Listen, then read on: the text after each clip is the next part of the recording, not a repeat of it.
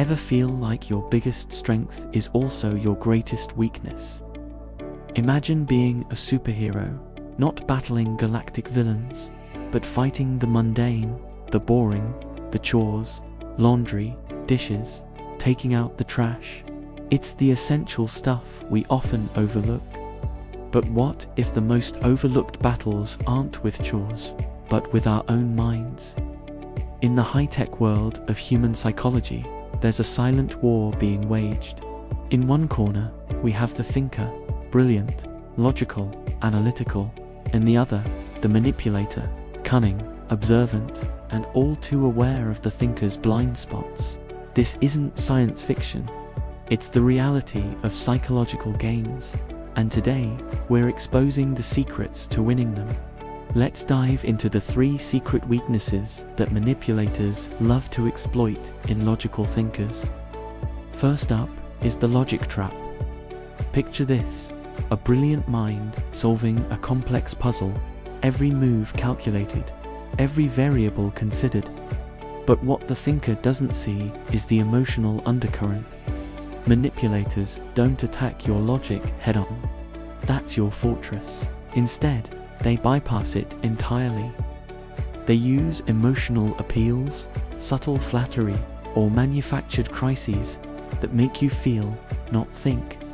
They know that even the most logical person has an emotional core, and they'll paint a glowing heat map of feelings right over your carefully constructed logical arguments, short-circuiting your process before it even begins.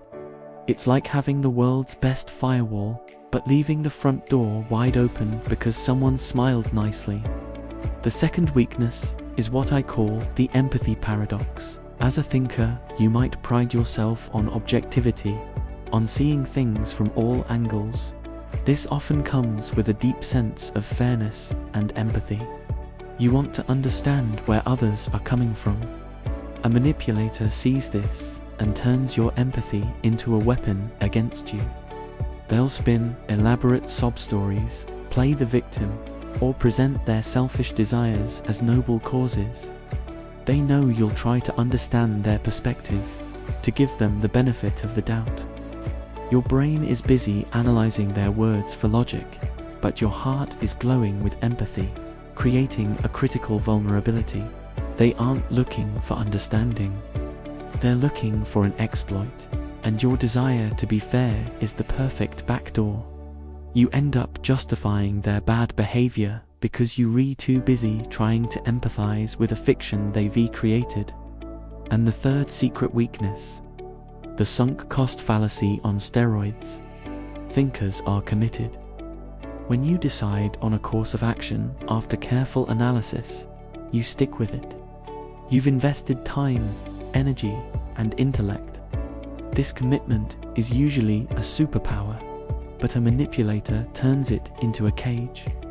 They'll get you to agree to a small, reasonable first step, then another, and another. Each step is a small investment.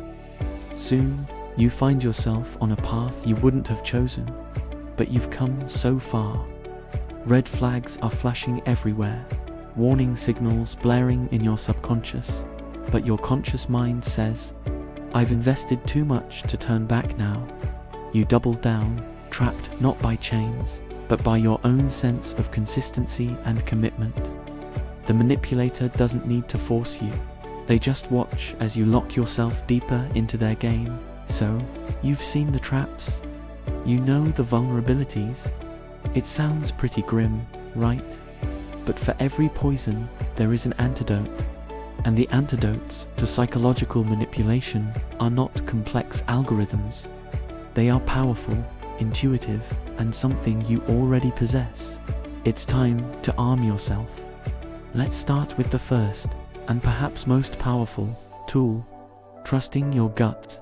You know that feeling, that deep, instinctual sense that something is off, even when you can't logically explain why.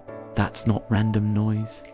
It's your subconscious processing millions of data points, body language, tone of voice, micro expressions, far faster than your conscious mind can keep up. Visualize it as a rapid, golden pulse of energy from your core. When a manipulator is at work, their words might be perfect, but their nonverbal cues will betray them.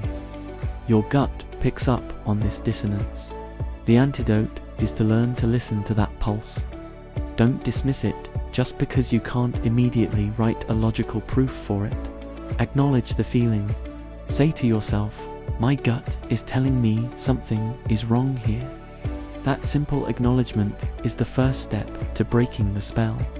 The second antidote is to practice what I call ego detachment. The manipulator's game often relies on your ego, your desire to be smart, to be right, to be seen as competent and fair. They flatter your intelligence or challenge your consistency to keep you engaged. The solution is to step outside of that digital cage of your own ego. Imagine yourself physically stepping away from the need to win the argument or prove your point. See it for what it is, a game. Your value is not determined by your ability to outlogic a manipulator. When you feel yourself being pulled into a debate, ask, "Do I really need to prove this right now? Or am I just feeding my own ego?" By detaching, you see the vast, open horizon beyond their little sandbox. You can simply choose not to play. You can say, "That's an interesting perspective, I'll think about it," and walk away. This isn't weakness, it's the ultimate power move. You're conserving your energy for battles that actually matter. Our third antidote is a crucial one. Beware the perfect mirror. Manipulators are often chameleons. They'll study you and reflect your own values, dreams, and insecurities back at you. It feels amazing, like you've finally found someone who truly gets you. This is a technique called mirroring, and when it's too perfect, it's a giant red flag. No two people are identical. A healthy connection involves differences, friction, and mutual discovery. A manipulator offers a flawless reflection because they are hiding who they truly are. The antidote is to actively look for the differences. Be wary of someone who agrees with you on everything, who shares every single one of your niche interests, who finishes your sentences from day one. Imagine that perfect mirror shattering, revealing a hollow interior. Healthy relationships are built with two whole, distinct individuals, not one person and their echo. Test the mirror. State a benign opinion you know is different from theirs. See how they react. Their response will tell you everything you need to know. And finally, the fourth antidote, which ties everything together. Create a power gap. What's a power gap? It's the space between feeling an emotion and acting on it. Manipulators thrive on creating emotional urgency. They want you to react instantly with anger, with guilt, with a desire to help. Your defense is to cultivate a moment of pause. Imagine yourself in a serene, futuristic garden, a space of pure calm in your mind.